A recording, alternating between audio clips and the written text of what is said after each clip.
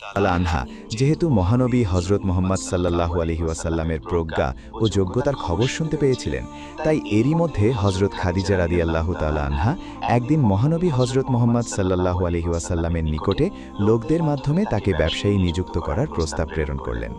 মহানবী হযরত মুহাম্মদ সাল্লাল্লাহু আলাইহি ওয়াসাল্লাম এ বিষয়ে নিজের চাচা আবু তালিব রাদিয়াল্লাহু আনহুর সাথে আলোচনা করে তারপর সেই লোকটিকে জানিয়ে দিলেন যে এই সম্পর্কে তিনি রাজি আছেন।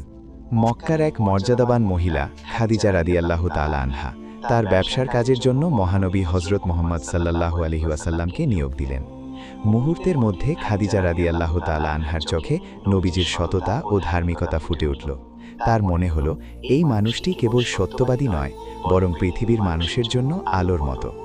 খাদিজা রাদিয়াল্লাহু তাআলা আনহা নবীজির সততা দেখে মুগ্ধ হলেন আর নিজেই বিয়ের প্রস্তাব পাঠালেন। তখন নবীজি সাল্লাল্লাহু আলাইহি ওয়াসাল্লাম 40 বছরের খাদিজা রাদিয়াল্লাহু তাআলা আনহাকে প্রথম স্ত্রী হিসেবে গ্রহণ